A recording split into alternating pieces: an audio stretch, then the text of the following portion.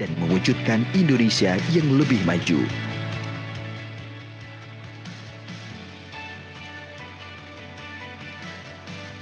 Tiga belas tahun bukan sekedar angka, namun sebuah kebanggaan atas pencapaian karya dan inovasi. Setiap langkah kami selalu dilandasi dengan keyakinan untuk tumbuh lebih baik, yang tak hentinya bersama-sama berjuang untuk membangun negeri.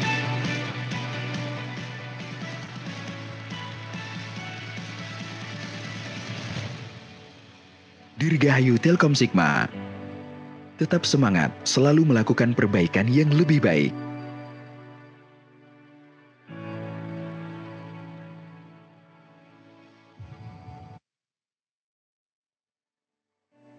Kita ada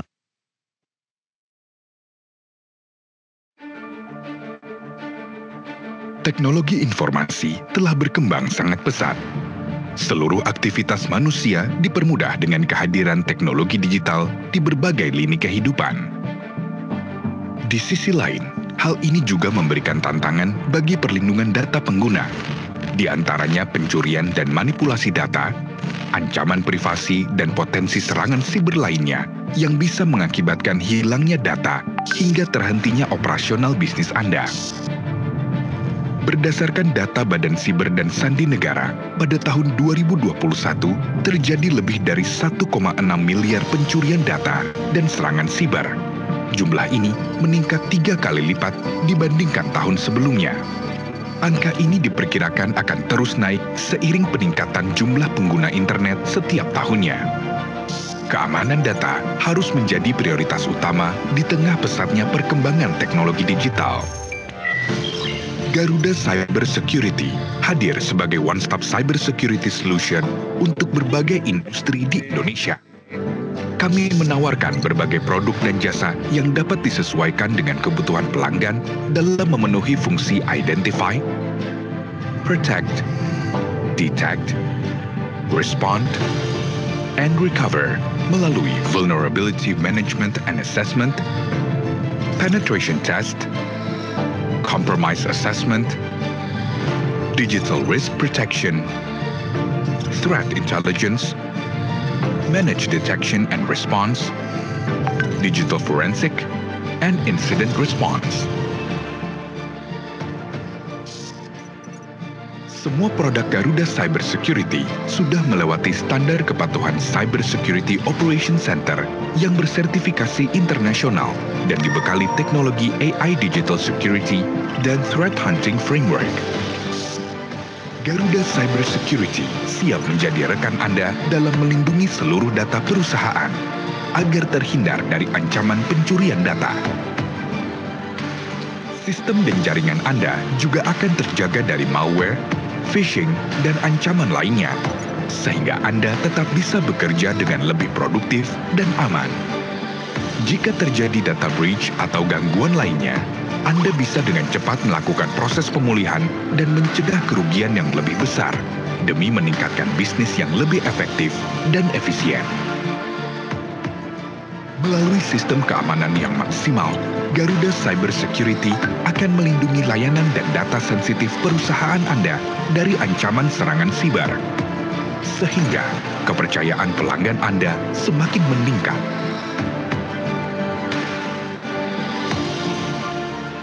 Bersama Garuda Cyber Security, mari membangun dunia digital yang aman dan terpercaya.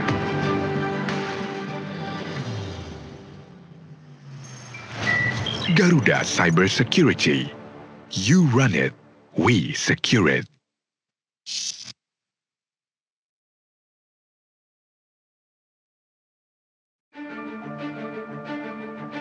Teknologi informasi telah berkembang sangat pesat. Seluruh aktivitas manusia dipermudah dengan kehadiran teknologi digital di berbagai lini kehidupan. Di sisi lain, hal ini juga memberikan tantangan bagi perlindungan data pengguna, di antaranya pencurian dan manipulasi data, ancaman privasi dan potensi serangan siber lainnya yang bisa mengakibatkan hilangnya data hingga terhentinya operasional bisnis Anda. Berdasarkan data Badan Siber dan Sandi Negara, pada tahun 2021 terjadi lebih dari 1,6 miliar pencurian data dan serangan siber. Jumlah ini meningkat 3 kali lipat dibandingkan tahun sebelumnya. Angka ini diperkirakan akan terus naik seiring peningkatan jumlah pengguna internet setiap tahunnya. Keamanan data harus menjadi prioritas utama di tengah pesatnya perkembangan teknologi digital. Garuda Cyber Security hadir sebagai one-stop cyber security solution untuk berbagai industri di Indonesia. Kami menawarkan berbagai produk dan jasa yang dapat disesuaikan dengan kebutuhan pelanggan dalam memenuhi fungsi identify, protect, detect, respond, and recover melalui vulnerability management and assessment, penetration test, compromise assessment, digital risk protection, threat intelligence, managed detection and response, digital forensic, and incident response.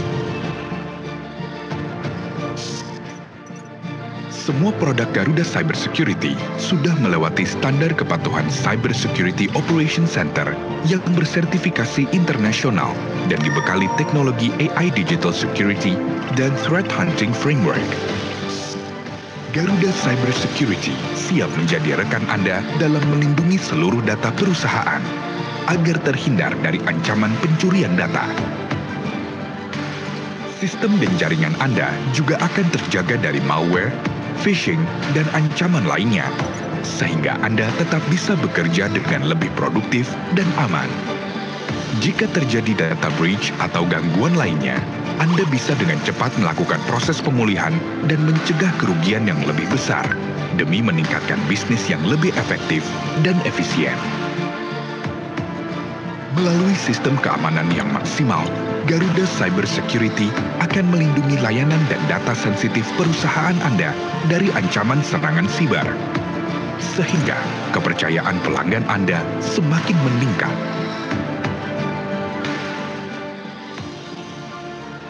Bersama Garuda Cyber Security, mari membangun dunia digital yang aman dan terpercaya.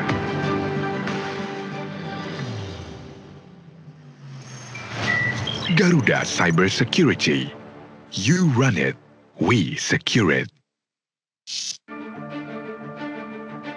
Teknologi informasi telah berkembang sangat pesat. Seluruh aktivitas manusia dipermudah dengan kehadiran teknologi digital di berbagai lini kehidupan. Di sisi lain, hal ini juga memberikan tantangan bagi perlindungan pengguna, di antaranya pencurian dan manipulasi data, ancaman privasi, dan potensi serangan siber lainnya yang bisa mengakibatkan hilangnya data hingga terhentinya operasional bisnis Anda. Berdasarkan data Badan Siber dan Sandi Negara, pada tahun 2021 terjadi lebih dari 1,6 miliar pencurian data dan serangan siber. Jumlah ini meningkat 3 kali lipat dibandingkan tahun sebelumnya. Angka ini diperkirakan akan terus naik seiring peningkatan jumlah pengguna internet setiap tahunnya. Keamanan data harus menjadi prioritas utama di tengah pesatnya perkembangan teknologi digital. Garuda Cyber Security hadir sebagai one-stop cyber security solution untuk berbagai industri di Indonesia. Kami menawarkan berbagai produk dan jasa yang dapat disesuaikan dengan kebutuhan pelanggan dalam memenuhi fungsi identify, protect, detect, respond, and recover melalui vulnerability management and assessment, penetration test, compromise assessment, digital risk protection, threat intelligence, managed detection and response, digital forensic, and incident response. Semua produk Garuda Cyber Security sudah melewati standar kepatuhan Cyber Security Operation Center yang bersertifikasi internasional dan dibekali teknologi AI Digital Security dan Threat Hunting Framework. Garuda Cyber Security siap menjadi rekan Anda dalam melindungi seluruh data perusahaan agar terhindar dari ancaman pencurian data. Sistem dan jaringan Anda juga akan terjaga dari malware, phishing, dan ancaman lainnya, sehingga Anda tetap bisa bekerja dengan lebih produktif dan aman. Jika terjadi data breach atau gangguan lainnya, Anda bisa dengan cepat melakukan proses pemulihan dan mencegah kerugian yang lebih besar demi meningkatkan bisnis yang lebih efektif dan efisien. Melalui sistem keamanan yang maksimal, Garuda Cyber Security akan melindungi layanan dan data sensitif perusahaan Anda dari ancaman serangan siber, sehingga kepercayaan pelanggan Anda semakin meningkat.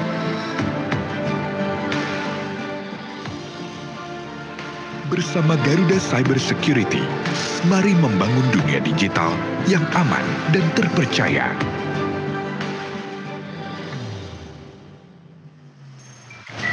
Garuda Cyber Security. Assalamualaikum warahmatullahi wabarakatuh. Selamat siang dan salam sejahtera bagi kita semua. Halo rekan-rekan semua, selamat bergabung pada Digital Class dengan topik Jangan Sampai Bocor, Lindungi Datamu, karena itu privasimu. Tak kenal maka tak sayang, perkenalkan saya Della dari Staff Capability Development Legal and Compliance Telkom Sigma yang akan memandu acara Digital Class pada kesempatan kali ini. Narasumber kita hari ini adalah seseorang yang tentunya memang ahli dalam topik kita hari ini, yaitu Bapak Gozi Indra Dalel yang merupakan EVP Technology and Business Telkom Sigma.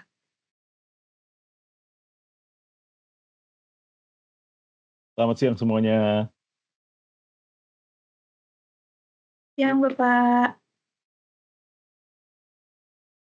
Dan tentunya kita akan banyak sekali membahas mengenai pelindungan data. Maka dari itu, rekan-rekan jangan lupa untuk persiapkan pertanyaan terbaik kalian seputar tema kita kali ini. Untuk kita bahas dan kita diskusikan bersama-sama. Jangan lupa simak acara ini sampai selesai ya. Nah, sebelum acara kita mulai, saya meminta tolong untuk teman-teman ketik di kolom komentar dari mana aja yang hadir pada sesi ini.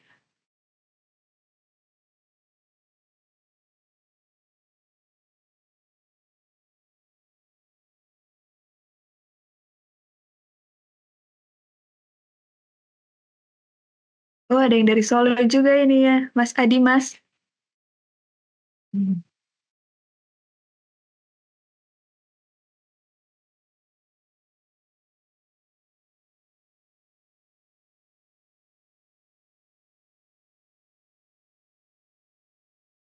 Wah, ada yang dari US itu. Iya, dari USA. Dari Batam, dari Bekasi.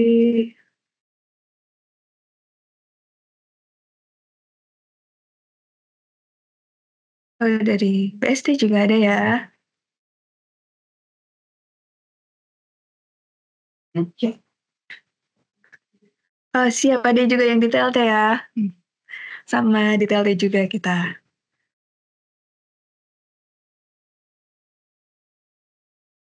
Oke, sebelum acara kita mulai, di sini ada yang belum tahu kan Telkom Sigma itu apa dan perusahaan apa. Di sini saya mau kasih tahu kalau Telkom Sigma itu merupakan perusahaan teknologi informasi yang memiliki 3 bisnis portofolio utama. Yang pertama itu ada IT Services, Cloud, dan Cyber Security. Rekan-rekan, sehubungan di era digitalisasi saat ini dan teknologi yang semakin masif berkembang membuat berbagai aktivitas, transaksi, apapun kegiatannya itu dapat dilakukan secara online. Dan kerap kali beberapa hal itu dan tindakan transaksi itu memerlukan data pribadi penggunanya juga. Rekan-rekan, di sini sudah ada yang tahu apa itu pelindungan data? Boleh komen di kolom komentar ya.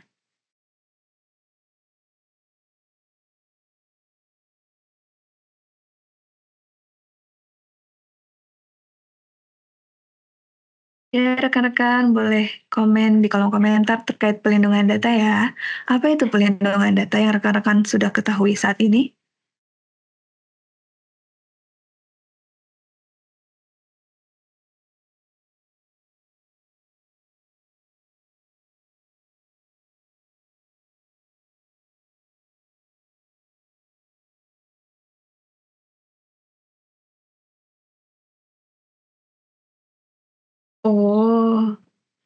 Iya betul juga.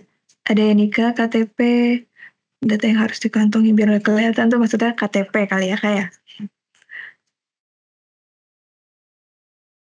Ya.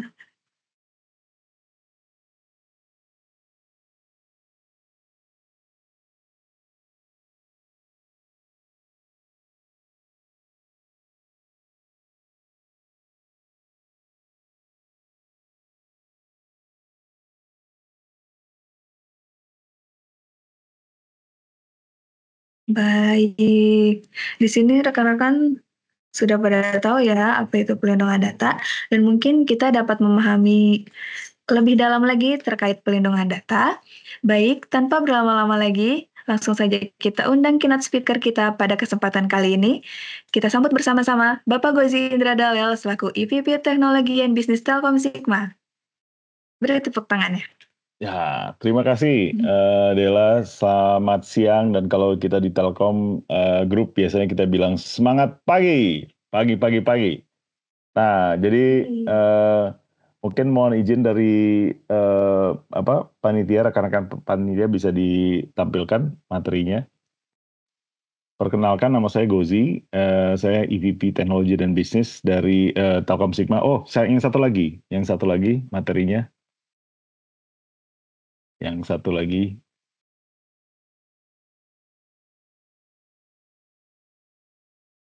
Nah, mungkin sambil menunggu dipasang ya.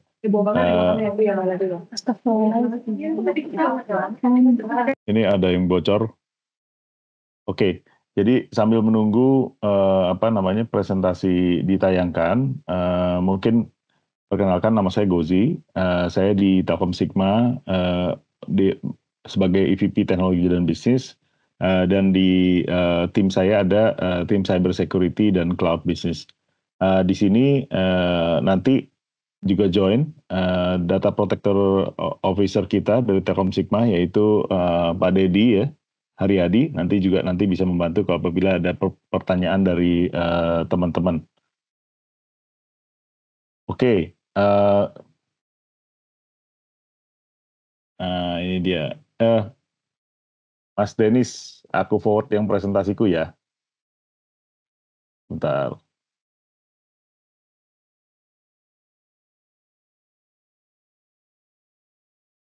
Bentar, mohon maaf ya teman-teman semua.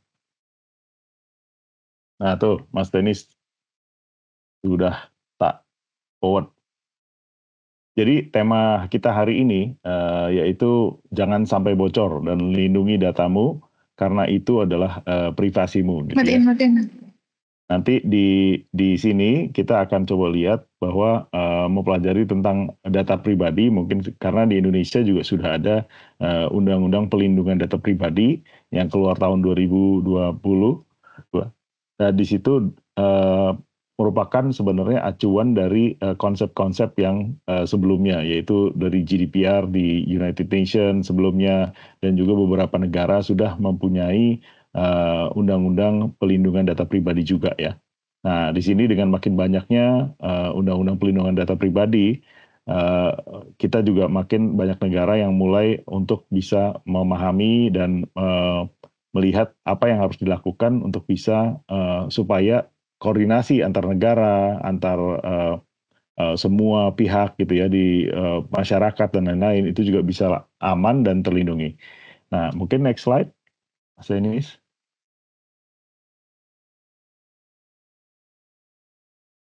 Nah, di sini kita tahun 2022 seperti yang saya sampaikan ya, ini merupakan bagian dari peraturan yang sudah di tempat lain juga, sehingga apabila negara-negara yang telah menerapkan undang-undang pelindungan data pribadi, sehingga apabila kita ada transfer data antar negara itu juga bisa menjadi payung hukum ya. Dan sebelum ada undang-undang PDP di 2022, sebenarnya masing-masing sektoral, jadi dari kementerian lembaga juga sudah mempunyai klasifikasi data pribadi sendiri gitu ya. Nah itu misalnya di kesehatan, di tempat-tempat lain, di kementerian lain juga ada. Nah jadi dengan adanya undang-undang PDP ini akan menjadi payung dari pelindungan data pribadi secara luas ya di Indonesia. Mungkin next slide. Nah, kalau kita lihat tentang data pribadi, kita harus paham juga untuk tahu apa itu data pribadi. Nah, data pribadi itu adalah tadi sudah banyak ya menyebutkan di chat ya. Jadi mungkin ini bagus awareness-nya sudah makin lama makin baik gitu ya. Nah, di sini adalah data tentang orang perseorangan yang teridentifikasi. Jadi kata kuncinya adalah dia bisa diidentifikasi secara tersendiri. Jadi kalau misalnya ditanya Gozi atau misal Budi ya, Budi mungkin masih banyak tapi Budi nama panjangnya yang lengkap mungkin akan lebih sedikit. Apabila nanti di situ ada jenis kelaminnya, ada warga negaranya, ada agamanya, ada status perkawinan, dan lain-lain. Nah, itu bisa mengidentifikasi bahwa yang saya maksud adalah orang tertentu gitu ya. Nah, hal-hal itu adalah sebenarnya data pribadi yang apa namanya kategori data pribadi yang sehingga ini menjadi rahasia karena apabila orang-orang itu bisa mengetahui data pribadi maka privasi dari orang tersebut menjadi bisa compromise ya. Nah, di situ juga kita bisa lihat selain data-data pribadi yang umum, kita juga ada sekarang data-data tentang informasi kesehatan ya. Kalau teman-teman semua di sini tahu bahwa pada saat pandemi kita sudah ada Peduli Lindungi, terus kemudian Kemenkes sudah mengeluarkan program Satu Sehat, di mana nanti semua data-data kesehatan kita juga akan dikumpulkan ya. Data kesehatan itu contohnya ada data biometrik, ada data genetika, ada data tentang pribadi umum dan juga tentang informasi kesehatan kita gitu ya. Selain itu ada juga data-data yang berspesifik adalah data anak kita, data keuangan dan lain-lain ya. Dan ini diatur secara dari berbagai fungsi dari Kementerian Keuangan, Kementerian Kesehatan dan dipayungi oleh Undang-Undang PDP. Dan kenapa ini menjadi sangat penting? Karena sekarang interaksi kita sekarang sudah berbagai macam ya. Kita dengan sosial media, dengan aplikasi, dengan website, dengan pertemanan, dengan secara fisik itu interaksi kita dengan berbagai macam pihak semakin digital satu. Yang dua adalah berikutnya adalah sangat banyak ya, dan banyak dari website-website ini juga meminta kita untuk memberikan data pribadi kita gitu ya. Nah, lanjut. Nah, di sini mungkin dalam konteks undang-undang data pribadi ini saya nggak akan ngomong legal ya, teman-teman. Jadi cuman supaya teman-teman ngerti konteksnya gitu ya. Jadi dalam undang-undang PDP itu, mereka itu mengklasifikasikan ada para pihak. Siapa aja sih yang terlibat nih kalau kita ngomong data pribadi gitu ya. Yang pertama adalah si pengendali data pribadi. Nah, pengendali data pribadi itu adalah organisasi maupun orang gitu ya, yang secara sendiri menentukan tujuan untuk pemrosesan data pribadi gitu ya. Misalnya saya korporasi, saya ada data pribadi. Saya kementerian lembaga, saya ada data pribadi gitu ya. Saya toko, saya ada data pribadi ya. Terus kemudian kadang-kadang si pengendali data pribadi ini meminta pihak lain juga untuk melakukan processing. Misalnya data-data ini kita taruh di cloud gitu ya. Terus atau data-data ini kita taruh di infrastruktur Telkom Sigma gitu ya. Nah, itu berarti Telkom Sigma maupun cloud itu act-nya akan sebagai prosesor dari data pribadi. Nah, tanggung jawab dari data tersebut, pengelolaan data pribadi tetap dari pengendali data pribadi, akan tetapi prosesor data pribadi ini juga bertanggung jawab secara kontrak kepada pengendali data pribadi untuk memproses data sesuai tujuan tertentu gitu ya. Nah, terus para pihaknya juga ada subjek data pribadi kayak kita, kayak teman-teman ya. Jadi kita lihat benar-benar bagaimana data pribadi itu melekat pada diri kita, dan pemerintah fungsinya sebagai, dan nanti apabila terdapat hal-hal yang tidak sesuai dengan peraturan perundangan, itu juga ada implikasi hukumnya teman-teman. Jadi pemerintah ini juga mempunyai peran krusial untuk bisa membuat kita itu menjadi lebih aman, data pribadinya sebagai lebih aman ya. Berikutnya.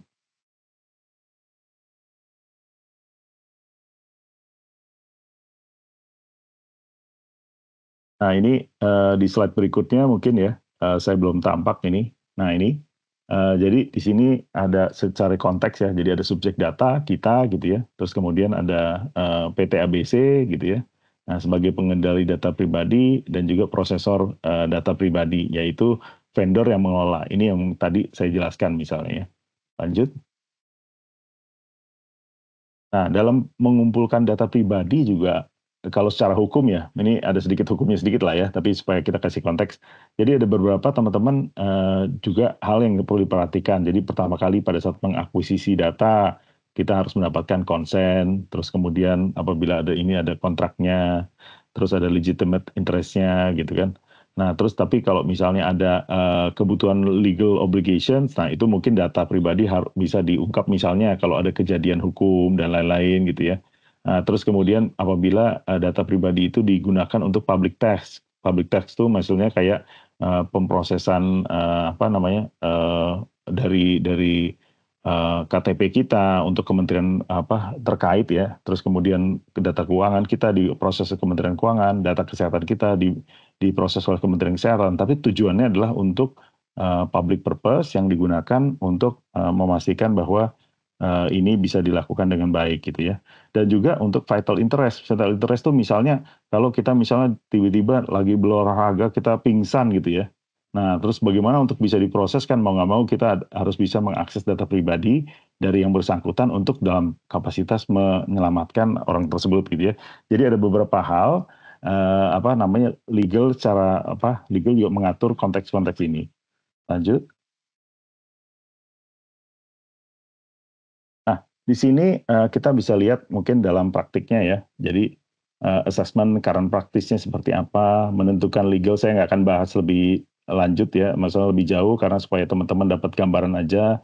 Terus penting juga untuk memastikan transparansi gitu.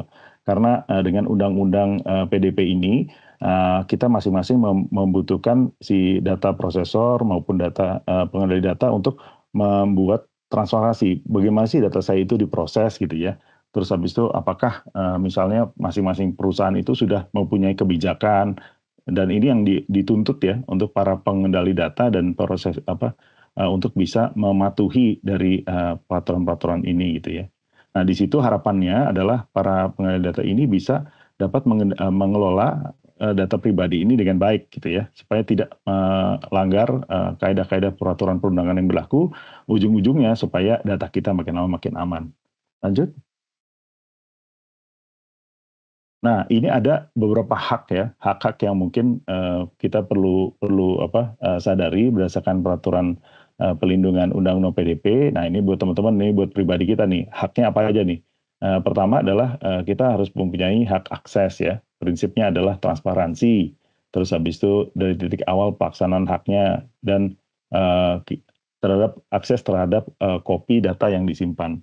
Terus kemudian hak terhadap informasi, ini juga prinsipnya adalah transparansi, terus kewajiban untuk informasi, memberikan informasi secara lengkap dan sederhana. Jadi istilahnya kalau kita itu kadang-kadang masuk suatu website ya, terus kemudian kita sering lihat terms and condition-nya panjang gitu ya, kita nggak ngerti gitu ya. Nah itu juga sebenarnya tidak boleh gitu. Kita harapannya setiap perusahaan yang memang untuk mengendalikan data pribadi ini bisa memberikan informasi dengan informasi yang lengkap ya, tapi sederhana. Jadi kita mudah memahami gitu ya, supaya kita sebagai konstituen yang punya data pribadi ini menjadi lebih aman dan memahami gitu kan apa implikasinya terhadap kita. Nah, kita juga mempunyai hak untuk memperbaiki data ya, karena kalau misalnya kita pindah rumah atau kita punya itu, jadi hatanya itu juga perlu diperbaiki. Dan juga kita juga punya hak untuk penghapusan data. Penghapusan data ini artinya apabila kita datanya itu disimpan ya, terus kemudian kita sudah tidak ada urusan lagi gitu ya dengan si pengendali tadi, kita tidak ingin data itu di manage atau dikelola dia lagi, kita bisa minta untuk kalau bisa data kita itu dihapus gitu ya, sehingga kita punya namanya rights to be forgotten gitu ya.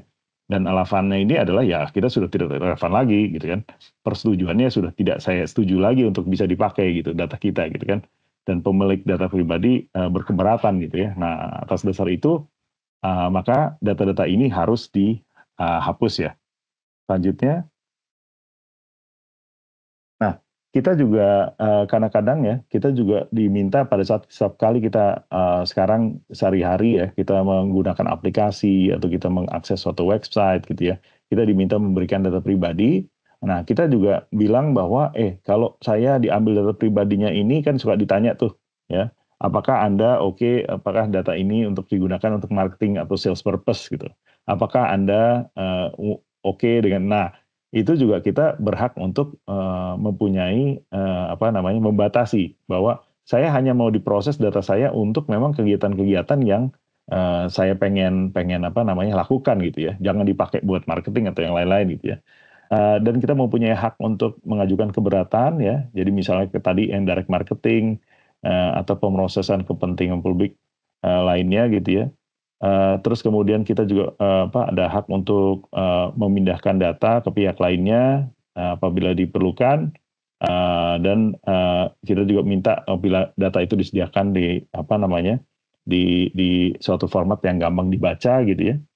Dan kita juga berhak untuk berkeberatan gitu. Saya nggak mau ini diproses secara otomatis gitu ya. Jadi misalnya saya kasih data, nanti tiba-tiba ini terkait ke website yang satu lagi, terkait ke website satu lagi, dan dia secara otomatis memproses data kita. Itu juga mungkin hal-hal yang mungkin kita bisa berkeberatan. Lanjut.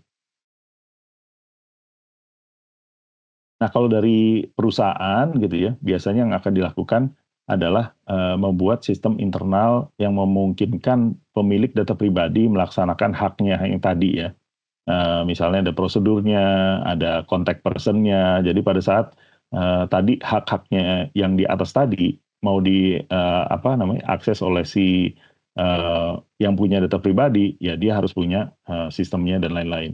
Terus kemudian bekerja lintas departemen dan divisi untuk menjamin hak-hak pemilik data pribadi itu bisa dilakukan. Nah, ini kan secara korporasi yang tadi ya sebagai pengendali data tadi diharuskan untuk bisa mengolah data tadi ya. Jadi dia harus berkoordinasi supaya memastikan end to end dari sisi people, teknologi dan proses itu bisa menjaga hak-hak dari si yang punya data gitu ya. Lanjut. Nah, ini adalah beberapa sharing data gitu ya. Karena kalau misalnya kayak di lembaga keuangan atau di lembaga e-commerce atau di hal-hal tempat lainnya, ada kemungkinan kita juga harus transfer data gitu ya si ininya proses datanya, dan pada saat mengcover datanya tadi itu harus jelas bahwa pemrosesannya itu seperti apa. Dan kalau bisa di luar negeri juga mempunyai misalnya perlindungan data yang sama gitu ya. Dan hal-hal ini juga bisa membuat melindungi data pribadi dari orang Indonesia gitu misalnya di luar ya, supaya data kita juga lebih aman gitu ya. Lanjut. Nah, jadi misalnya implementasinya tuh gimana sih? Jadi pengendali itu harus transparan, data flow itu kemana aja sih, ada yang ke dalam atau yang keluar gitu ya. Dan ketika melakukan data sharing, baik di dalam ataupun di luar negeri, pastikan si penerima juga mempunyai standar yang sama. Karena kan apabila kita datanya itu bergerak dari satu instansi, dari satu lokasi ke lokasi lain, nah itu kita harus memastikan tetap datanya tadi itu juga bisa dilindungi ya, sehingga hak-hak dari sebagai subjek data itu juga bisa dilindungi. Yang terakhir adalah diharapkan juga apabila kita akan men-share, harapannya sudah ada tanda tangan data sharing gitu ya. Ini juga untuk proses-proses yang biasanya dalam korporasi itu lakukan untuk bisa melindungi data pribadi dari subjek data tadi. Lanjut. Ini buat. Nah, kalau di perusahaan teman-teman ini juga banyak ya, terutama nanti kita dengan implementasi Undang-Undang PDP diharapkan nanti pada bulan Oktober tahun ini ya, semua perusahaan itu sudah mempunyai menunjuk data protection officer. Karena data protection officer ini diharapkan untuk bertanggung jawab untuk melihat bagaimana pemrosesan data yang ada di organisasi tersebut dan bagaimana memantau dan secara teratur gitu ya. Sehingga apabila ada data spesifik ya dia bisa jaga dan tidak terlindung dari tindakan-tindakan pidana gitu ya. Karena tadi undang-undangnya itu mengatur tuh apabila bocor ada impact pidananya. Saya lanjut. Nah, ini apa syarat-syaratnya ini buat teman-teman, buat informasi aja ya. Kayak misalnya DPO itu yang diharuskan ya, DPO ini bisa berasal dari organisasi itu sendiri maupun apabila kita menunjuk DPO dari pihak luar gitu ya. Syarat-syaratnya harus profesional, mengetahui tentang hukum, kenapa? Karena ada pelindungan data pribadi, terus kemudian mengetahui praktik-praktik pelindungan data pribadi seperti apa, ya kan? Memberikan saran, tugas DPO gunanya apa? Memberikan saran kepada perusahaan memastikan kepatuhan terhadap peraturan-peraturan hukum yang berlaku, ya, melakukan data protection impact assessment. Jadi misalnya dilihat apa saja data yang diproses, gitu kan. Terus kemudian apa impact-nya kalau misalnya itu data hilang dan ada di mana saja, gitu ya.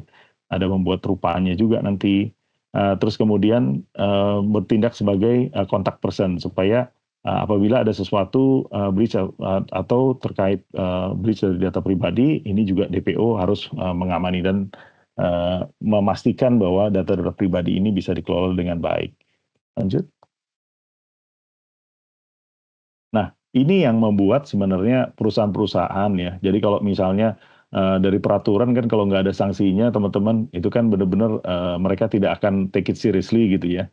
Nah ini buat informasi teman-teman bahwa apabila nanti suatu perusahaan dia melakukan gagal ya, dalam melindungi data pribadi sehingga data itu bisa bocor, bisa dipakai di tempat lain. Nah di sini ada sanksi administratif ya, dan ada dendanya ya, sanksi administratif dari mulai perlindungan tertulis, dari perhentian sementara, jadi nggak boleh berbisnis gitu ya. Datanya harus dimusnahkan sampai yang paling berat itu adalah denda sampai 2% dari total annual global revenue gitu ya. Jadi dendanya sangat besar supaya memastikan bahwa perusahaan itu betul-betul nggak main-main di dalam melakukan perlindungan data pribadi tadi. Nah, ini rada sedikit unik juga di Indonesia, di mana undang-undang PDP ini kita juga mempunyai sanksi pidana gitu ya, di mana itu bisa dilakukan pengumpulan apabila ada pengumpulan dengan tujuan komersial yang tidak sah. Tidak sah itu tidak apa? Misalnya tadi pada saat data saya diambil, saya bilang saya hanya mau diproses buat ini, ternyata dipakai buat yang lain gitu ya. Atau pengungkapan yang tidak sah, karena confidentiality juga harus dijaga gitu ya. Atau penggunaan juga tidak sah. Jadi dari 3 hal ini, dari sisi pengumpulan, dari sisi pengungkapan, dari sisi penggunaan gitu ya, apabila itu tidak sah, maka ini bisa mendapatkan sanksi pidana gitu ya. Tadi yang poin pertama pengumpulan itu adalah bagaimana mendapatkan datanya itu dari hal-hal yang tidak sah gitu ya. Nah, ini sanksi ini itu juga bisa sampai 6 tahun penjara dan denda sebesar 6 miliar rupiah. Jadi ini dari sisi korporasinya kena, bisa juga dari sisi personnya gitu ya. Bisa dapat ini yang menyebabkan benar-benar perusahaan-perusahaan itu akan mencoba menjaga data pribadi dari teman-teman sekalian. Lanjut. Nah, ini mungkin saya nggak akan ini karena di sini banyak kita fokusnya personal ya. Dari sini kalau di korporasi dia akan mengorganize tim gitu untuk bisa menunjuk data protection officer, dalam hal ini Mas Dedi Haryadi itu adalah DPO untuk Telkom Sigma gitu ya. Terus kemudian pemetaan pemrosesan data pribadi, dipakainya buat apa, tujuan buat apa, dipastikan tidak melebihi tujuan itu, dan juga menyusun action plan untuk melakukan program-program kepatuhan. Nah, ini adalah yang ada di Telkom Sigma. Lanjut. Nah, ini nanti bisa dibaca sendiri nanti terkait hukumnya. Jadi ada larangan di situ ya, kita bisa lihat bahwa setiap orang dilarang dengan sengaja untuk mengumpulkan data pribadi yang bukan miliknya, gitu ya, mengungkapkan data pribadi yang bukan miliknya, dan menggunakan data pribadi yang bukan miliknya, memasukkan data pribadi. Nah, hal-hal ini adalah sesuatu yang dilarang gitu ya. Jadi buat perusahaan-perusahaan yang mengelola data, pengendali data itu dipastikan sekarang bahwa harus benar-benar serius dalam mengendalikan data pribadi ini gitu ya. Tujuannya apa? Tujuannya adalah untuk melindungi hak-hak dari subjek data pribadi seperti yang tadi saya sampaikan sebelumnya gitu ya. Lanjut. Nah, terus yang paling penting tadi kan kita lihat tadi perusahaan dari regulasinya udah ada ya. Terus habis itu dari perusahaannya udah ada bahwa benar-benar dipastikan proses itu nanti bisa mengelola itu dengan baik gitu ya.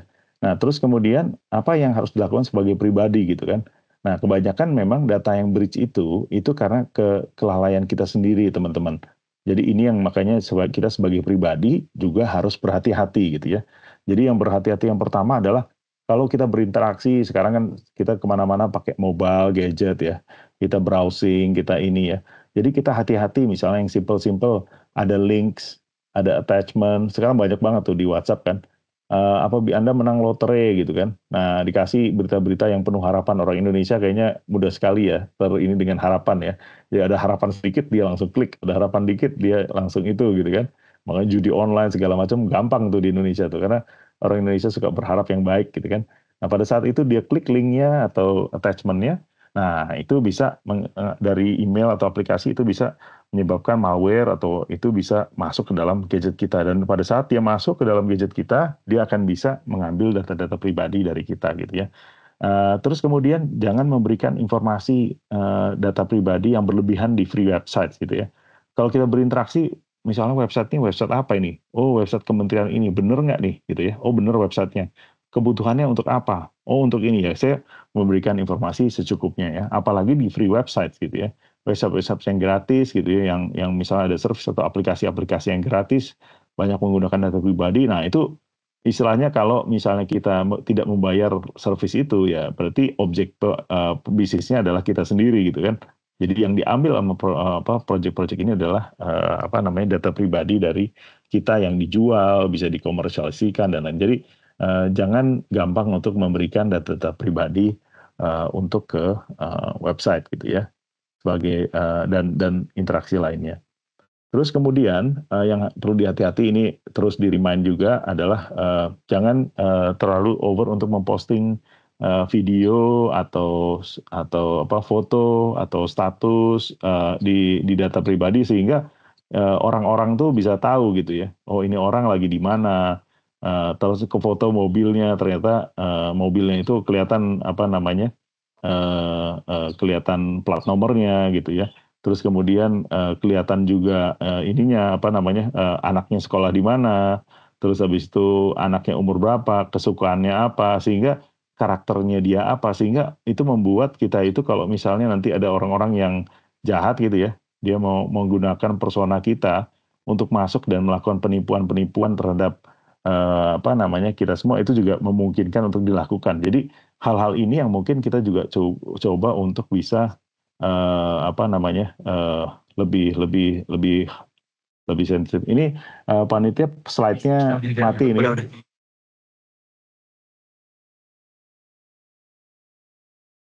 Atau di tempat saya ya slide-nya. Oke.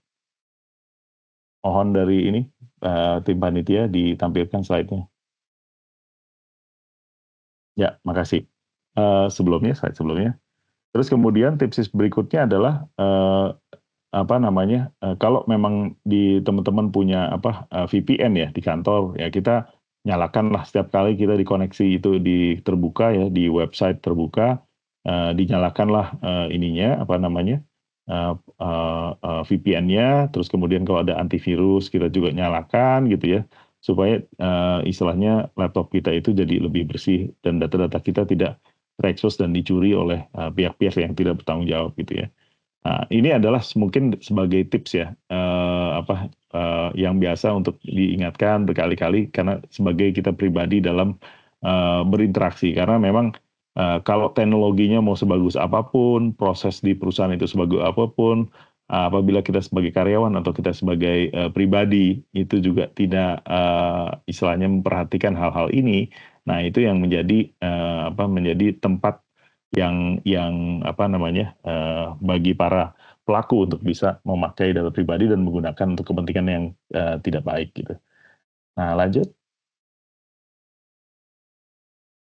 Nah kita ngerasa kayaknya data pribadi itu kan kayaknya seakan-akan sesuatu yang jauh ya dari kita ya. Padahal itu dekat sekali loh teman-teman. Kan kalau kita di WhatsApp group juga banyak ya. Mohon maaf nih kalau ada orang yang lihat ini bukan saya ya. Itu kan sering banget ya kita lihat ya. Terus ada link-link yang berusaha kirim dari Bank BCA, dari IndiHome, dari apa. Dia coba untuk bilang, bisa dibantu, ini tolong klik link di sini ya. Itu banyak sekali tuh udah bertebaran gitu kan. Email-email, dibilang, wah Anda dapat gratis, dapat apa itu, sering dapat sekali. Nah, di sini mungkin saya share ya, melihat bahwa data pribadi ini ada pengalaman saya nih. Jadi bapak saya itu beberapa bulan yang lalu itu masuk ICU ya di salah satu rumah sakit ternama di Indonesia gitu ya, di Jakarta. Nah, pada saat dia masuk ICU, ini bapak saya ini ya. Jadi saya ada bulenya sedikit ya, bercanda. Nah, bapak saya ini pas masuk ya, terus habis itu dia masuk ICU, terus nggak lama, misalnya kemarin masuk ICU-nya ya, hari ini tiba-tiba saya lagi meeting, itu ada call dari orang yang tidak dikenal. Call-nya berkali-kali gitu. Saya ingat call-nya itu ada sekitar 12 sampai 17 kali dia call saya gitu ya. Cuman karena saya lagi nggak meeting, jadi saya nggak respon gitu ya. Dan pada saat saya call ini, saya lihat di call-nya nggak lama dia message saya dokter ini dari rumah sakit yang bersangkutan gitu ya. Jadi ada namanya, ada rumah sakitnya. Terus saya ingin telepon Bapak karena ada sesuatu yang urgent gitu. Nah, jadi dia telepon gitu. Tapi waktu saya telepon, ternyata adik saya, karena saya tidak langsung respon, si orang ini juga menelpon adik saya gitu. Dia menelpon adik saya dan dia bilang bahwa saya dari dokter ini melaporkan bahwa Bapak Anda baru istilahnya melakukan CT scan dan lain-lain, sehingga ada urgent penanganan yang harus segera dilakukan gitu ya. Nah, pada saat dilakukan berarti membutuhkan biaya sekian gitu ya. Nah, untungnya adik saya juga dia pakai Truecaller gitu ya. Jadi dia bisa lihat bahwa yang telepon itu adalah penipu berkedok dokter gitu. Nah, jadi sama adik saya nggak direspon dan dia informasi ke saya bahwa ini ada yang telepon saya di nomor ini, mengaku seperti itu. Nah, kemudian saya telepon, saya ke rumah sakitnya, saya telepon langsung gitu ya. Pada saat saya telepon, saya bilang, ada dua hal yang saya pengen tanyakan ke rumah sakit ini gitu ya. Yang pertama adalah kenapa data pribadi saya bisa bocor, karena yang nelpon saya ini ternyata bukan, setelah saya verifikasi, bukan dokternya gitu ya. Nah, tapi yang hal kedua yang saya khawatirkan adalah orang ini menelpon saya dengan nama dokter yang benar-benar bapak saya itu sedang dirawat. Artinya si yang nelpon ini dia tahu bahwa bapak saya dirawat oleh dokter siapa gitu ya, namanya tahu. Dan orang ini tahu bahwa bapak saya habis melakukan CT scan gitu. Dan orang ini tahu bahwa bapak saya lagi di ICU pada momen itu gitu ya. Ini kan data-data yang recent. Jadi untuk yang ini saya bilang hal ini mungkin tolong dicek ke rumah sakit yang bersangkutan, bahwa ini kemungkinan ada data breach di sistemnya gitu. Nah, jadi kalau saya lihat dari pengalaman saya ini beberapa bulan yang lalu, lesson learn-nya adalah pada saat ada yang nelpon berkali-kali dengan urgensi, kan dulu ada juga yang ditelepon ada yang nangis-nangis suaranya gitu ya, terus habis itu nanti bilang kecelakaan adiknya. Nah, itu double check dan verify ya, karena dia akan pastinya memainkan momen-momen yang kira-kira sensitif atau urgent gitu ya, sehingga orang nggak habis pikir langsung transfer uang gitu ya. Dan dalam hal ini kan orang nggak akan nyangka ya, kok bisa ya dia tahu segala macam, tahu nama dokternya, tahu ini, tahu itu gitu ya. Terus tiba-tiba dia minta dikirimkan sejumlah uang gitu. Nah, yang kedua adalah lesson learn-nya adalah potential cyber security breach di hospital systemnya. Nah, ini berarti rumah sakit yang mempunyai sistemnya itu juga belum mempunyai sistem yang baik gitu ya, sehingga dia bisa melakukan pengendalian data pribadi dengan baik. Nah, yang ketiga adalah incident handling di hospital ini dilakukan oleh staff dari ICU-nya. Dan pada saat saya tanya, nama saya dari mana Anda bisa tahu? Oh, ternyata nama saya ada di hospital, contact person di hospitalnya gitu ya. Terus kemudian pada saat saya tanya kok Anda bisa tahu adik saya dikontak juga sama orang ini. Terus orang staff hospitalnya itu bilang bahwa oh ya Pak, karena ini kami kira itu dari dokter ya Pak ya. Terus kemudian saya berikan kontak dari adik Bapak. Nah, itu berarti kan dia sharing ya. Karena dia juga ternyata diintimidasi, ditelepon oleh orang ini, bilang, saya dokter ini, saya mau butuh ini. Jadi benar-benar ini sesuatu yang, wah, luar biasa ini, dia effortnya ya, pengalaman saya di itu. Jadi ini beberapa lesson learn yang mungkin saya itu, dan itu tidak jauh, beberapa bulan yang lalu kejadiannya. Nah, terus kemudian di akhir tahun lalu gitu ya, nah ini pengalaman tadi bapak saya, ini anak saya nih. Ini anak saya itu lagi melakukan transaksi ya, di mana sejumlah dana itu nyangkut di aplikasi online gitu ya, buat aplikasi pembayaran buat online. Nah, dalam hal ini berarti kita dilihat bahwa kira-kira bagaimana nih anak saya pikir, wah bagaimana saya mau ngambil kreditnya karena dia mau disburse dan kebetulan aplikasinya ada bermasalah gitu ya. Nah, yang dilakukan oleh anak saya adalah anak saya mencari website ya dari perusahaan tersebut di Google gitu ya. Nah, ada tuh linknya tuh. Nah, ini linknya. Terus diklik link perusahaan itu ada yang di Jogja ya gitu misalnya ya. Terus habis itu dia klik. Nah, setelah dia klik itu ada nomor kontak personnya di situ ya. Kemudian ditelepon. Nah, ternyata ini adalah kita bilangnya adalah website yang dalam bentuk phishing gitu ya. Nah, jadi pada saat masuk terjebaklah anak saya ini dan dia dapat kontak person dan dia nggak akan curiga karena yang mencari kontak tersebut adalah kan yang bersangkutan gitu ya, bukan dia ada orang lain yang nelpon. Jadi tapi lesson learn-nya jadi dari sini akhirnya dia minta transfer, terus kemudian nanti dia kayak meng-guide ya. Jadi ininya meng-guide, oke caranya adalah begini, terus habis itu nanti kalau anak saya dibilang untuk memproses tolong kasih KTP, kasih apa, kasih apa, kasih apa. Nah itu personal datanya dikasih semua tuh sama anak saya. Terus kemudian ya nanti untuk memproses ini kita akan verifikasi user ID, nanti ada one time password ya yang dikirimkan ke tempat anak saya gitu ya, dikirimkan terus kemudian di accept. Setelah di accept kemudian dia uangnya ditransfer ke tempat lain gitu ya.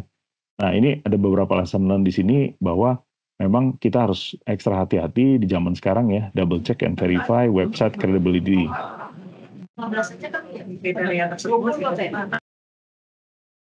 Nah, terus kemudian terima kasih. Yang kedua adalah kalau ada OTP, ini juga sering diingatkan oleh perbankan, jangan pernah share OTP one time password ya. Dan diusahakan juga be very suspicious kalau misalnya orang-orang tiba-tiba minta tolong transfer ini, tolong transfer itu gitu ya. Nah ini yang nanti kita juga harus berhati-hati. Jadi secara pribadi ini juga kita harus berhati-hati dan hal-hal ini adalah bukan hal-hal yang jauh ya. Jadi merupakan hal-hal yang istilahnya dekat dari kita gitu. Ya mungkin ini kayaknya sepertinya slide terakhir saya ya, Mbak Adela. Jadi untuk sharing ringan aja, untuk mengingatkan awareness terhadap undang-undang PDP ya, dan juga bahwa pentingnya bahwa peran pribadi kita untuk benar-benar berusaha untuk memprotek data kita sendiri gitu ya. Mungkin demikian Mbak Dela, sharing session dari saya. Terima kasih, saya kembalikan ke Mbak Dela. Ya, baik, terima kasih Pak. Bagus sekali ya Pak untuk pemaparannya terkait pelindungan data pribadi ini. Jadi untuk dari diri kita sendiri juga harus lebih aware terhadap data pribadi kita sendiri ya Pak. Nah, izin bertanya Pak, kalau data pribadi kita kan memiliki data pribadi kita ya Pak ya. Dan bagaimana kita memastikan data pribadi kita itu aman ya Pak ya? Jadi gini, kalau pertama dari kita pemilik data memastikan data pribadi kita aman adalah kita tidak memberikan men-sharing ya data-data kita kepada pihak-pihak yang istilahnya tidak kita yakini gitu ya. Nah, yang kedua adalah kita harus juga pada saat suatu pihak tidak memberikan misalnya informasi yang berlebihan. Misalnya saya ambil contoh, misalnya kita minta tolong orang untuk bookingin pesawat gitu ya. Nah, kan sebenarnya dia butuh NIK sama nama ya. Nah, kita nggak perlu ngasih misalnya foto KTP gitu kan.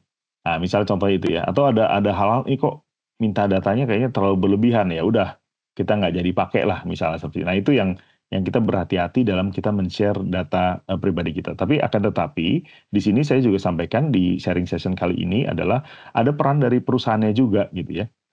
Untuk bisa menjaga data-data itu karena memang perusahaan ini juga ada undang-undangnya supaya mereka melakukan hal-hal yang perlu dilakukan untuk menjaga data pribadi tadi. Nah ini juga jadi supaya pemrosesan dan apabila dia mensubkon lagi kerjaan itu ke pemroses data, nah itu juga harus dijaga gitu. Jadi memang di sini berlapis-lapis sudah dipikirkan untuk bagaimana perlindungan data ini dilakukan gitu ya. Tapi yang paling penting adalah kitanya sendiri yang pertama. Kan banyak yang bilang perusahaan harus gini, perusahaan gitu. Tapi bahwa banyak sekali insiden yang dilakukan adalah bocornya adalah dari si pribadinya itu sendiri gitu. Oh iya, baik Pak Bazini, terima kasih untuk jawabannya.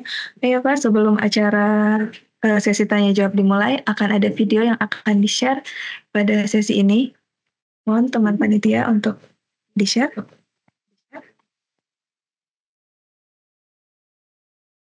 Ada kemeriahan apa nih? Ini hari ulang tahun aku.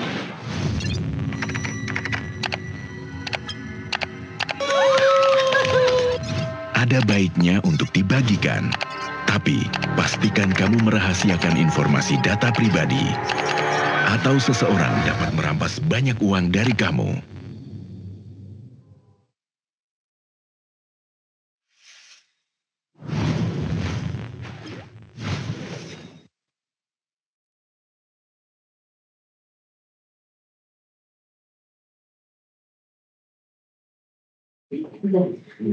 Ya, baik. Sebelum sesi pertanyaan dimulai, saya ingin ingetin bahwa akan ada tiga penanya terbaik akan mendapatkan saldo e-wallet ya. Dan bagi teman-teman jangan lupa isi absensinya juga ya di kolom komentar.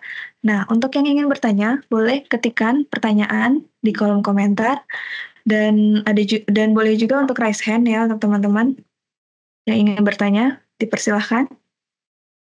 Ya, Mbak Dela, saya nanti dalam 5-10 menit mungkin saya harus izin pamit, tapi di sini ada Mas Dedi. Saya memang siapkan juga, Mas Dedi adalah DPO Telkom Sigma ya. Jadi nanti apabila nanti ada pertanyaan yang saya belum bisa jawab, mungkin nanti bisa dilanjutkan sama Mas Dedi gitu ya. Ya, baik Pak Gozi. Iya. Teman-teman, boleh saat ini kita akan melakukan foto bersama. Boleh kita open cam terlebih dahulu ya.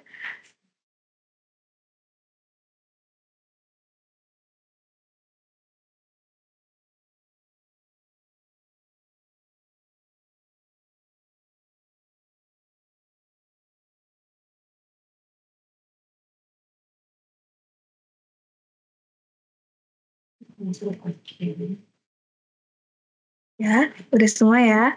1, 2.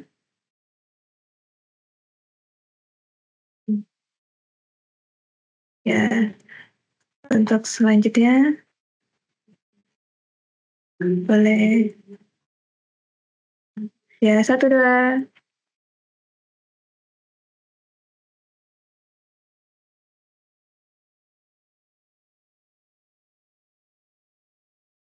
Ya, satu kali lagi ya, sekali lagi.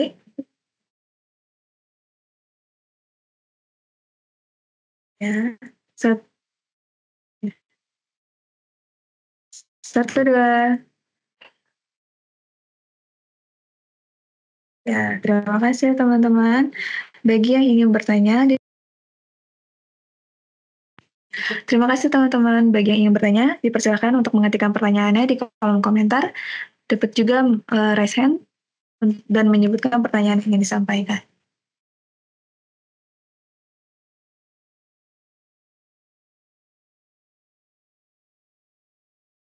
Mungkin kita bisa mulai dari chat nih, udah banyak dari chat nih Mbak. Iya boleh. Dela, Iya, chatnya udah dibacakan banyak aja ya Pak satu ya. persatu nanti.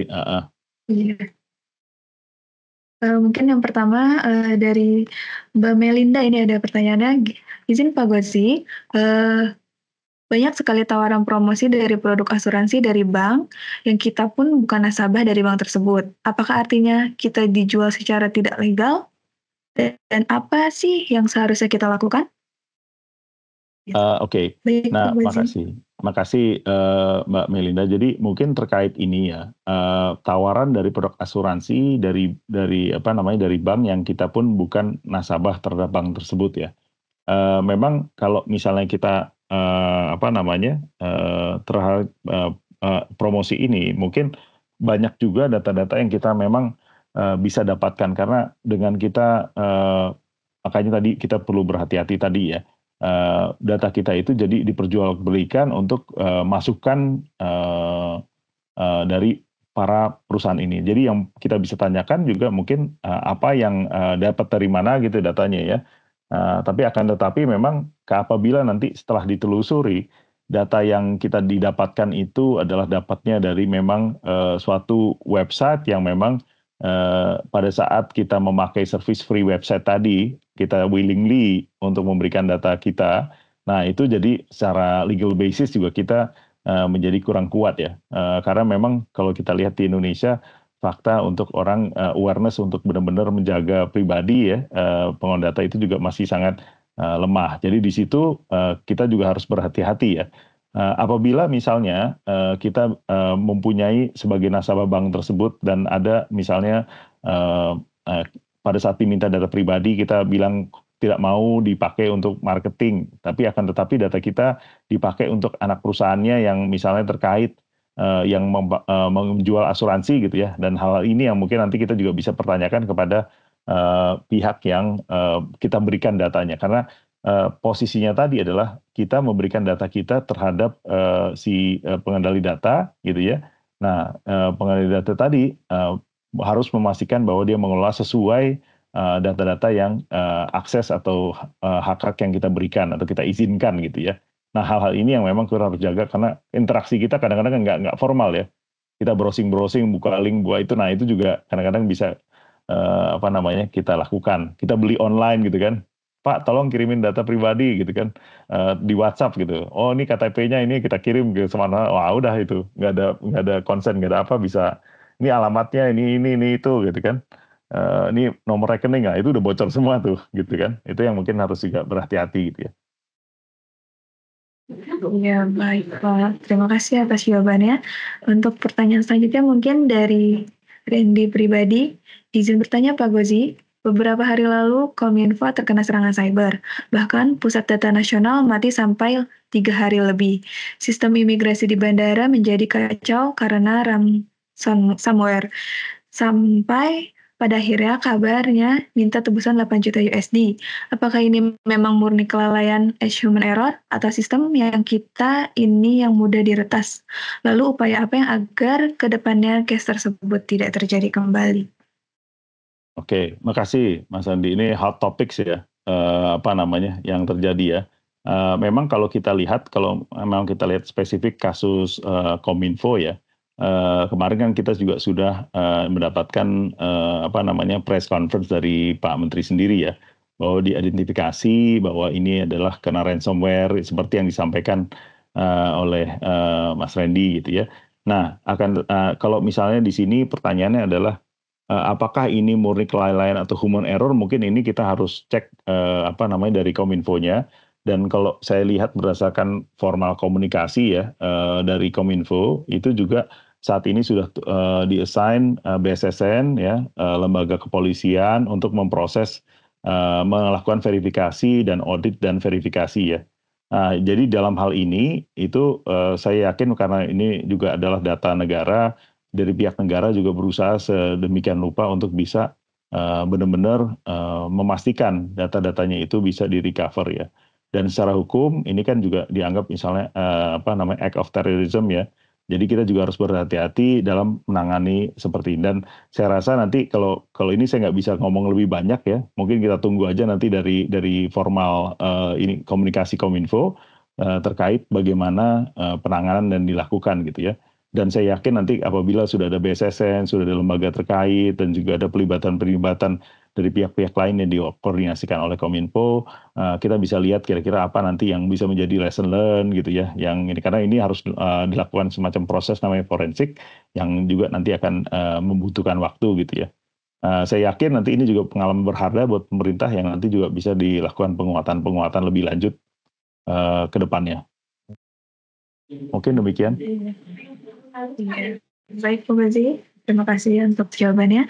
Pertanyaan selanjutnya dari Hari Purwanto 01, izin bertanya, apakah perusahaan Telkom Sigma memiliki kebijakan yang jelas terkait keamanan dan pelindungan data pribadi dari potensi serangan cyber atau pelanggaran keamanan lainnya? Ini dari mana tadi? Hari Purwanto 01. Oh, oke. Perusahaan kebijakan yang jelas terkait keamanan, perlindungan data pribadi. Ya, betul. Jadi saya rasa kalau ini Mas Hari, Telkom Sigma juga termasuk kan yang harus tunduk terhadap undang-undang PDP ya. Jadi dalam hal ini kami juga harus mematuhi undang-undang. Nanti mungkin Mas Dedi bisa menambahkan ya, mungkin karena di sini Telkom Sigma juga kan ada undang-undang PBT mengharuskan kita mengassign DPO. Nah, Mas Dedi ini adalah DPO dari Telkom Sigma ya. Terus kemudian kita harus membuat prosedur gitu ya. Harus membuat ada kalau di undang-undang itu ada sekitar 54 hal yang kita harus patuhi Nah, itu yang nanti akan harus kita penuhi, dan itu memang nanti akan dipantau, dan apabila nanti terjadi data breach ada kemungkinan penalti juga yang bisa di-apply gitu ya. Jadi saya rasa Telkom Sigma juga sebagai perusahaan-perusahaan lain berupaya keras untuk bisa memastikan bahwa kita sebagai data prosesor bisa melindungi data-data pribadi dari konstituen kita. Dan itu yang mungkin nanti kita harus jaga ya. Dan Telkom Sigma sebagai perusahaan teknologi, kita juga punya banyak teknologi ya, expert, terus kemudian services cyber security expert, tools, dan juga service lain yang bisa dilakukan untuk memberikan pengamanan-pengamanan di dalam acara ini. Misalnya kayak melakukan teknologi-teknologi untuk memastikan dilakukan hardening atau endpoint data EDR atau XDR, atau misalnya vulnerability assessment, atau misalnya mau dites ada pen test gitu ya, atau teknologi-teknologi lain untuk XDR, termasuk juga SOC untuk memantau semua kegiatan. Jadi Telkom Sigma juga memiliki expertise dan bekerja sama dengan partner-partner teknologi global untuk memastikan, untuk membantu para perusahaan, klien-klien kita juga untuk bisa melindungi dan lebih baik lagi dalam melakukan upaya-upaya pelindungan data pribadi gitu. Mungkin demikian, Pak Dela. Oh iya, baik Pak Gozi, terima kasih untuk jawabannya.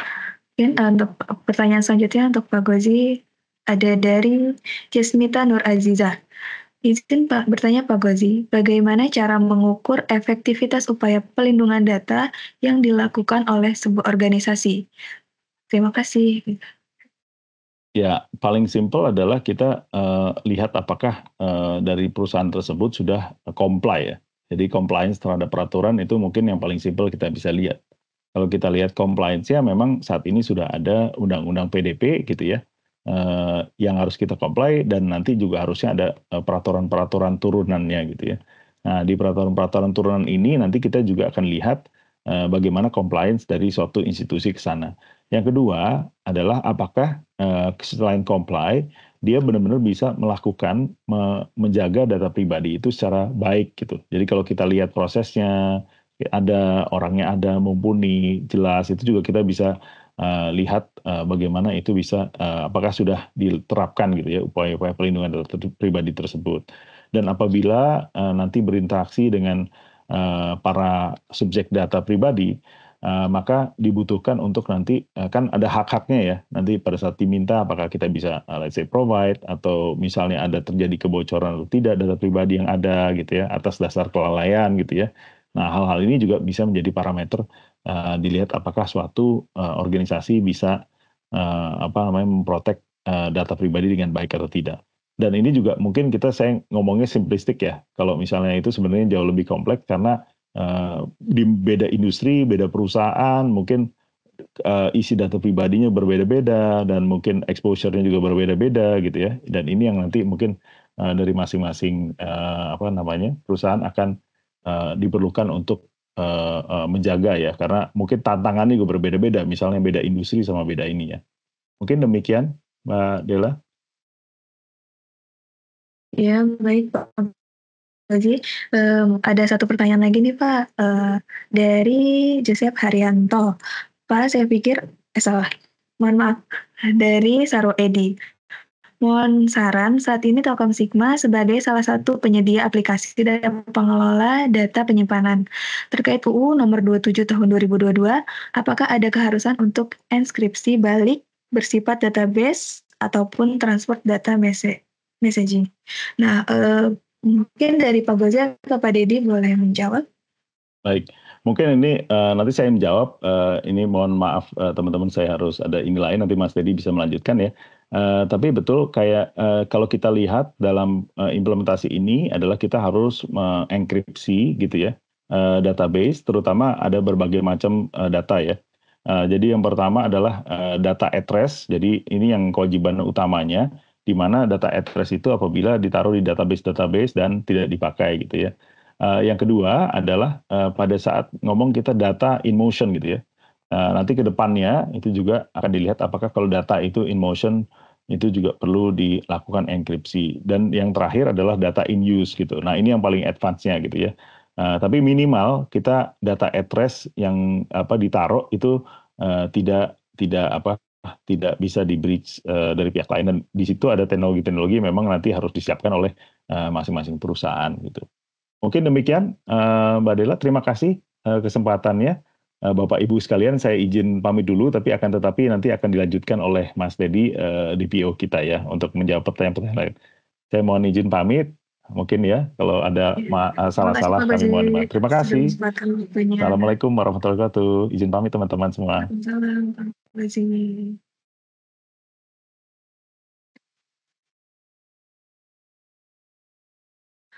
Mungkin untuk pertanyaan selanjutnya dapat dibantu jawab oleh Pak Dedi ya. Selamat bergabung Pak Dedi. Ada dari Joseph Haryanto. Pak, Pak, saya pikir alamat Gmail, handphone kita juga data pribadi. Tapi banyak sekali aplikasi atau website yang minta kita memberikan alamat Gmail kita. Bagaimana sebaiknya ya Pak? Oke, ini terkait dengan undang-undang PDP yang akan diterapkan Oktober ini kali ya, supaya selaras. Pada prinsipnya secara pribadi memang kita harus aware lah terhadap hal ini ya, itu sudah kewajiban kita secara pribadi. Tapi secara undang-undang nanti ketika undang-undang ini berlaku, karena undang-undang PDP itu disahkan tahun 2022 ya, September, kemudian akan berlaku di Oktober 2024 ini. Jadi pada prinsipnya kita sebagai subjek data ya, dengan data personal kita termasuk data spesifik, data umum, itu ketika terjadi pencatatan terhadap data kita di pengendali data ya, misalnya dalam hal ini ada alamat email gitu ya di aplikasi mana, nanti akan terjadi agreement ya, agreement kita dengan si pengendali data. Nah, agreement ini sebenarnya untuk memastikan bahwa kita sebagai pemilik data dengan pengendali data itu melakukan perjanjian bahwa mereka boleh menggunakan data kita. Itu secara undang-undang PDP. Jadi kedepannya nanti kita tunggu Oktober bahwa semua data yang diminta dari kita, nggak hanya Gmail ya, juga nama, nomor KTP, itu akan dipersyaratkan ada perjanjian. Barangkali satu contohnya adalah ketika kita melakukan registrasi misalkan di e-commerce gitu ya, ketika nanti data kita input, maka di sana ada semacam centang agreement yang mestinya kedua belah pihak aware ya, baik pihak e-commerce atau kita sebagai subjek data. Seperti itu barangkali ya. Kemudian kalau memang itu akan diberlakukan secara efektif undang-undang PDP dengan mekanisme tersebut di bulan Oktober 2024, dan apabila terjadi pelanggaran terhadap penyalahgunaan data pribadi kita, maka konsekuensi hukumnya akan berlaku. Sementara sebelum itu berlaku, maka perlu kita waspadai gitu ya, waspadai bahwa ketika kita sudah menyerahkan atau melakukan registrasi, itu adalah konsekuensi logis bahwa jika terjadi hal-hal yang tidak diinginkan, ya kita harus waspada.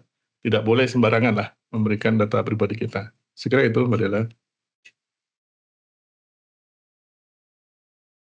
Pak Dedi, terima kasih atas jawabannya.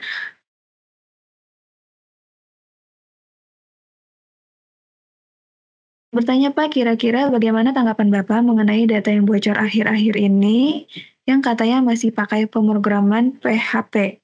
Apakah itu benar atau hanya meme saja? Oke, ini tidak benar atau tidak itu relatif ya. Jadi memang perlindungan sebuah sistem gitu ya, aplikasi, anggaplah aplikasi, itu nggak hanya sebatas pada proses di mana pemilihan teknologi, nggak hanya itu. Jadi bisa jadi itu benar ketika kode-kode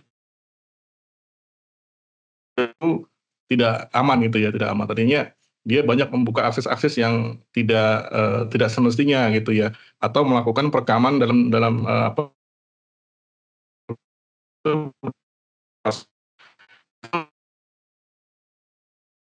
pemrograman yang berat.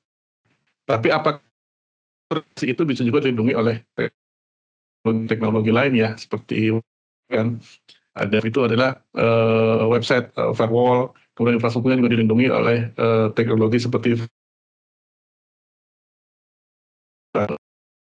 hunting. Saya kira itu relatif. Yang jelas seorang programmer sekarang lagi bukan hanya bagaimana menciptakan aplikasi itu dibuat sebaik-baiknya, tapi juga aplikasi itu dibuat seaman-amannya dengan ada analisa terhadap kode-kode yang ada. Makanya dalam dunia cyber itu ada istilah source code analysis gitu ya, di mana semua source code sebelum dilakukan deployment testing itu harus dianalisa ya. Bahkan di masa sekarang itu ada tools yang bisa melakukan pengecekan terhadap source code yang ada. Saya kira itu ya. Jadi apakah aman untuk dia itu relatif ya kan. Bahkan Java sendiri ya kalau kita perhatikan relatif aman ketika program-program yang ada itu juga aman ya, tidak membuka peluang untuk terjadinya kerentanan terhadap serangan cyber ya. Saya kira gitu.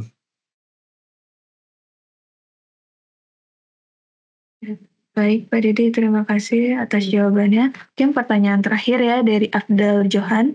Izin bertanya, Pak, apakah ada pelindungan data pribadi berdasarkan UUD dan landasan hukumnya, serta sejauh mana negara bisa memprotek data kewarganegaraan sejauh ini? Oke, ini sebenarnya topik yang sedang kita bahas ya. Sebenarnya Indonesia itu ketinggalan 11 tahun dari Uni Eropa ya. Uni Eropa itu sudah menerapkan undang-undang GDPR ya. GDPR itu Global Data Protection, nah R-nya saya lupa, ntar di googling aja. Itu sudah menerapkan undang-undang GDPR itu 11 tahun lalu. Tujuannya apa? Bahwa setiap pribadi kita adalah satu individu yang melekat terhadap data. Jadi ada nama itu, alamat, itu adalah diri kita. Ketika diri kita masuk ke dunia digital, maka kita perlu melindungi diri kita dari akses kesalahan dan akses kejahatan ya.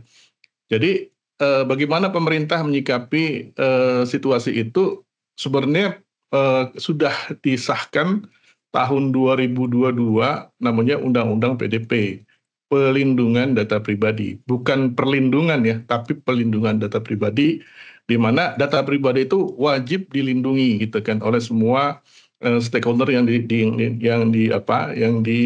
ada dalam undang-undang. Nah, itu baru disahkan oleh DPR setelah sekian lama berjalan ya, lewat diskusi-diskusi di universitas, praktisi, baru disahkan tahun 2022 bulan September. Kemudian dilakukan trial terhadap penggunaan ini selama 2 tahun. Ya, artinya akan mulai efektif berlaku di bulan Oktober 2024 dengan segala konsekuensinya. Artinya memang pemerintah memberikan waktu 2 tahun untuk semua para stakeholder termasuk pengendali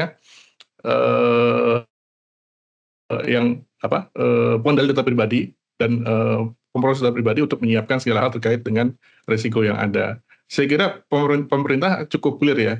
Kedepannya pemerintah juga akan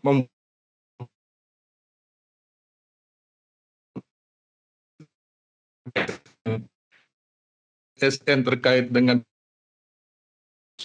maka satu lembaga itu secara khusus akan dibentuk untuk mengontrol atas sebagai data privasi. Lembaga ini masih digodok ya di DPR dengan pemerintah. Kita harapkan akan segera muncul satu lembaga yang bisa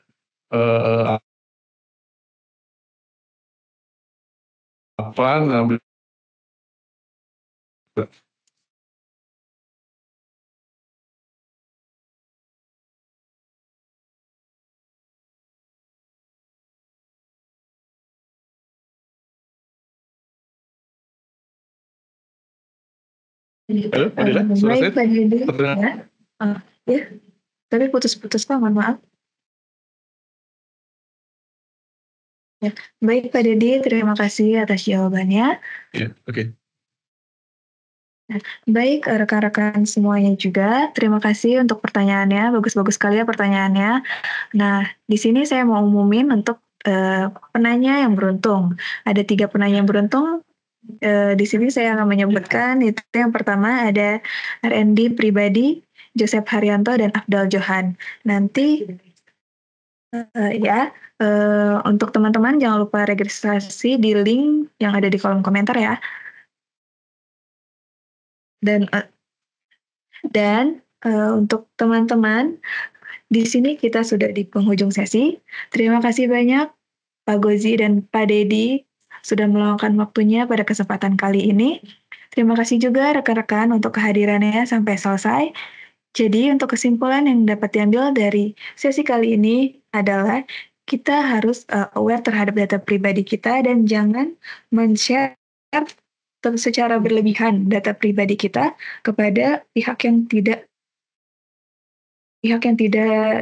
tahu, tidak jelas. Nah, semoga materi yang disampaikan, penyampaian disampaikan dapat diimplementasikan pada pekerjaan dan kehidupan kita sehari-hari.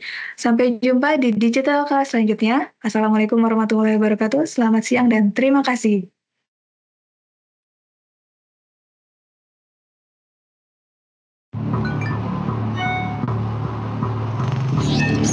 Target sudah masuk dalam sistem. Jalankan plan A. Internet memudahkan kita melakukan banyak hal, dari sekedar mendapatkan hiburan, informasi, hingga segala aktivitas yang menunjang gaya hidup. Tapi ingat, kemudahan tersebut justru membawa celah bagi tindak kejahatan. Hindari tautan atau situs yang mencurigakan. Jangan membagikan foto KTP Anda kepada pihak yang tidak bertanggung jawab. Hindari untuk mengumbar data pribadi Anda di media sosial. Biasakan untuk membaca syarat dan ketentuan dari setiap aplikasi yang digunakan. Pastikan untuk selalu menjaga kerahasiaan data pribadi Anda, karena kebocoran data pribadi berpotensi untuk digunakan dalam tindak kejahatan perbankan. Mungkin Anda belum pernah mengalaminya, tapi banyak di antara kita yang sudah menjadi korban. Cermat, kritis, dan lindungi data pribadi Anda.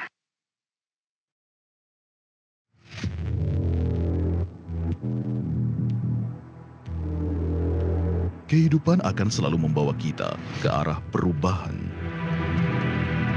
Mengarahkan kita agar selalu siap menghadapi masa depan.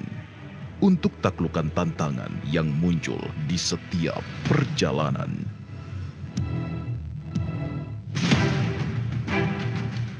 Telkom Sigma hadir sebagai agen perubahan pembawa teknologi dan pengetahuan yang mentransformasi kehidupan ke arah yang lebih baik.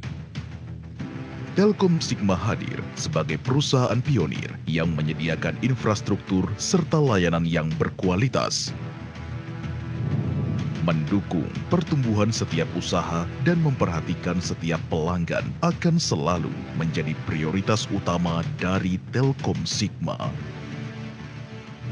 Sebagai bentuk dedikasi, Telkom Sigma melakukan penguatan bisnis strategi, human resources, dan mindset untuk dapat menyediakan layanan di seluruh penghujung negeri.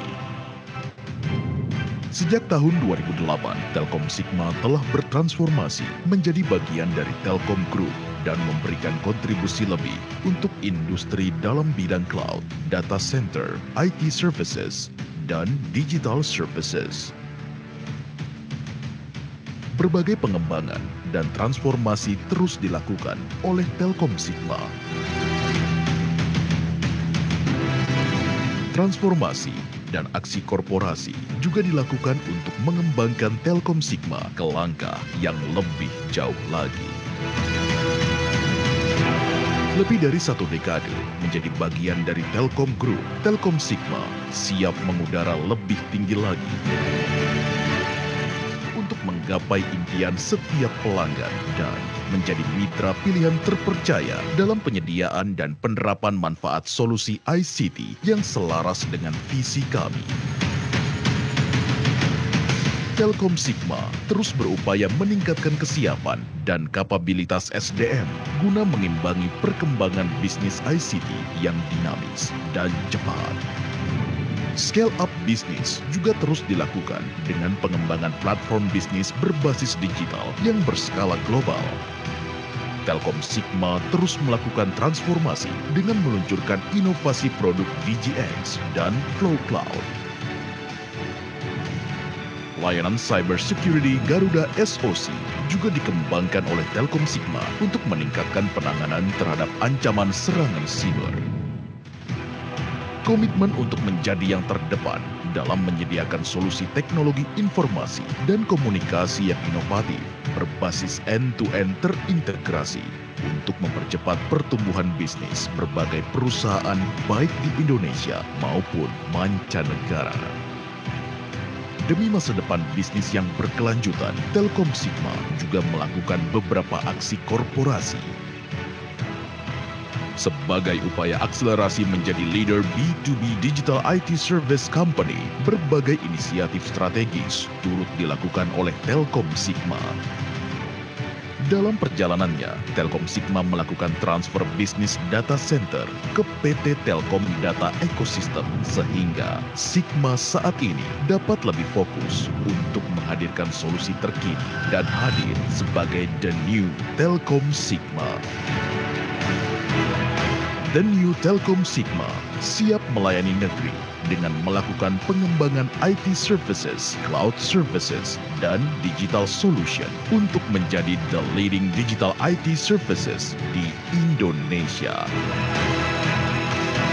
The New Telkom Sigma, your preferred digital transformation partner.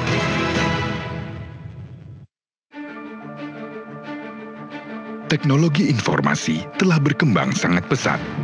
Seluruh aktivitas manusia dipermudah dengan kehadiran teknologi digital di berbagai lini kehidupan.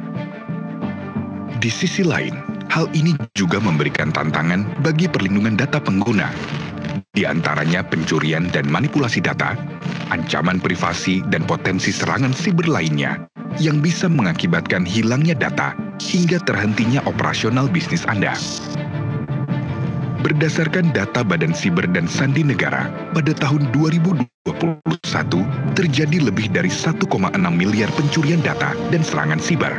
Jumlah ini meningkat 3 kali lipat dibandingkan tahun sebelumnya. Angka ini diperkirakan akan terus naik seiring peningkatan jumlah pengguna internet setiap tahunnya. Keamanan data harus menjadi prioritas utama di tengah pesatnya perkembangan teknologi digital.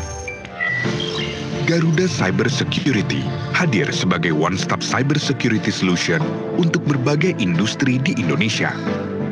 Kami menawarkan berbagai produk dan jasa yang dapat disesuaikan dengan kebutuhan pelanggan dalam memenuhi fungsi identify, protect, detect, respond, and recover melalui vulnerability management and assessment, penetration test, compromise assessment, digital risk protection, threat intelligence, managed detection and response, digital forensic, and incident response. Semua produk Garuda Cyber Security sudah melewati standar kepatuhan Cyber Security Operation Center yang bersertifikasi internasional dan dibekali teknologi AI Digital Security dan Threat Hunting Framework.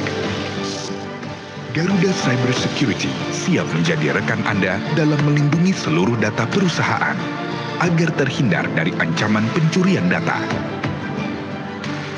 Sistem dan jaringan Anda juga akan terjaga dari malware, phishing, dan ancaman lainnya, sehingga Anda tetap bisa bekerja dengan lebih produktif dan aman.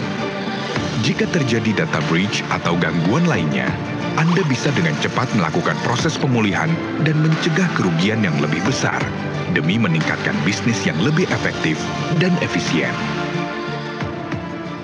Melalui sistem keamanan yang maksimal, Garuda Cyber Security akan melindungi layanan dan data sensitif perusahaan Anda dari ancaman serangan siber, sehingga kepercayaan pelanggan Anda semakin meningkat.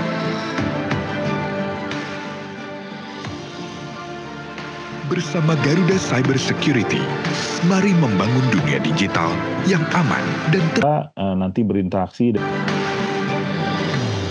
Mohon maaf teman-teman, saya harus ada orang. Security. You run it, we secure it.